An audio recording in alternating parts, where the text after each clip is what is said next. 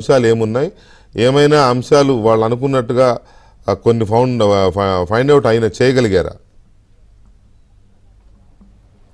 అయితే ఇప్పటి వరకు ఈడీ విచారణ దాదాపు 7 గంటల పాటు విచారణ కొనసాగింది. ఉదయం నుంచి కూడా సుదీర్ఘంగా కేటీఆర్ను ప్రశ్నించి అతన్ని చెప్పేటువంటి సమాధానాలన్నింటినీ కూడా స్టేట్మెంట్ రూపంలో రికార్డ్ చేయింది.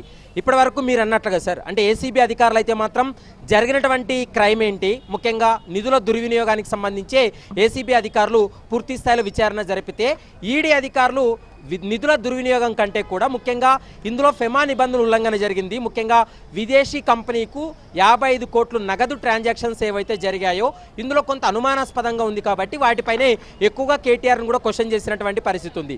ఎందుకంటే ఇండియన్ కరెన్సీని విదేశీ అకౌంట్లకు జమ చేసే సమయంలో లేదా ఇండియన్ కరెన్సీని విదేశీ కరెన్సీలో మార్చి ఫౌండ్ల రూపంలో చెల్లించేటువంటి సమయంలో కొన్ని నిబంధనలు ఉన్నాయి. ఆ నిబంధనలు అతిక్రమించి వీళ్ళు ట్రాన్సాక్షన్ జరిపారు కాబట్టి వాటికి సంబంధించి కూడా ఈరోజు సుదీర్ఘంగా విచారణ జరిపారు. ఎందుకంటే ఏసీబీ నమోదు చేసినటువంటి ఎఫ్ఐఆర్ను ఆధారంగా చేసుకునే ఈ ఈడీ అధికారులు కూడా ఈసీఐఆర్ నమోదు చేసి విచారణ జరిపారు. ఇప్పటికే ఇందులో ఐఏఎస్ అధికారి అరవింద్ కుమార్ కావచ్చు, మరోవైపు బిఎల్ఎన్ రెడ్డి వీళ్ళు ఇచ్చినటువంటి స్టేట్మెంట్లు కూడా ఉన్నాయి. ఆ స్టేట్మెంట్లను ఆధారంగా చేసుకొని ఈరోజు విచారణ జరిపినటువంటి పరిస్థితి కనపడుతుంది. ఏసీబీ అధికారులు దాదాపు 80 ప్రశ్నలు ఏసీబీ అధికారులు అడిగితే, ఈడీ అధికారులు అయితే మాత్రం 40 ప్రశ్నలు కేటీఆర్ పైన సంధించడం జరిగింది. కేటీఆర్ వాటికి కొన్ని సమాధానాలు చెప్పాడు, కొన్ని తనకు తెలియదని, తన నాలెడ్జ్లో లేవని. మరోవైపు ఇదంతా కూడా ప్రొసీడింగ్స్ కానీ నగదు బదిలీకి సంబంధించి అధికారులే చూసుకుంటారు తప్ప ఇందులో తన ప్రమేయం ఉండదు అనేటువంటి అంశాన్ని ప్రధానంగా ఈడీ అధికారుల దృష్టికి కూడా తీసుకెళ్లినటువంటి మాట.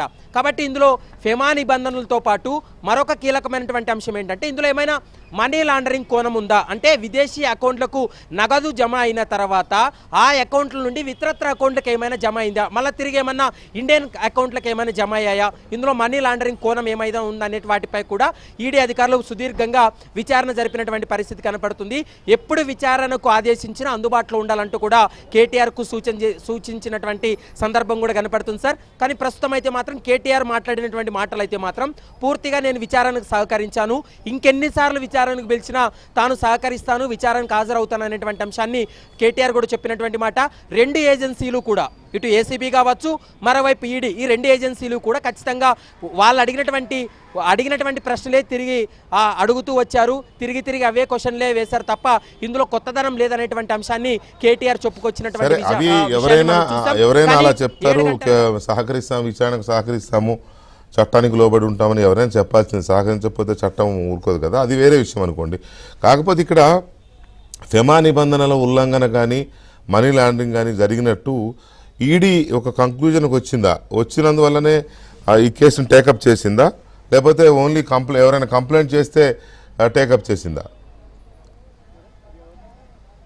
ఇందులో అయితే మాత్రం ఒకటి స్పష్టంగా చెప్పాలి సార్, ఎప్పుడైతే ఏసీబీ కేసు నమోదు చేసిందో ఏసీబీ కేసు నమోదు ఆధారంగా చేసుకుని ఈసీఐఆర్ కూడా ప్రస్తుతం ఈడీ అధికారులు నమోదు చేశారు. ఇందులో ఫెమా నిబంధనలు ఉల్లంఘన జరిగిందనేది ఇప్పటికే ప్రాథమికంగా కొన్ని ఆధారాలు సేకరించారు.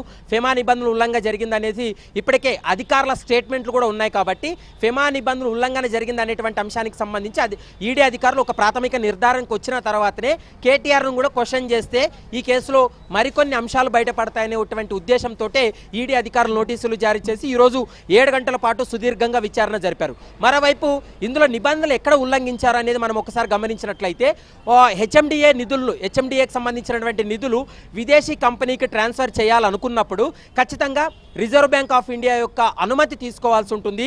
కొంత రిజర్వ్ బ్యాంక్ ఆఫ్ ఇండియా కూడా కొంత డబ్బులు చెల్లించాల్సి ఉంటుంది, పెనాల్టీ చెల్లించాల్సి ఉంటుంది.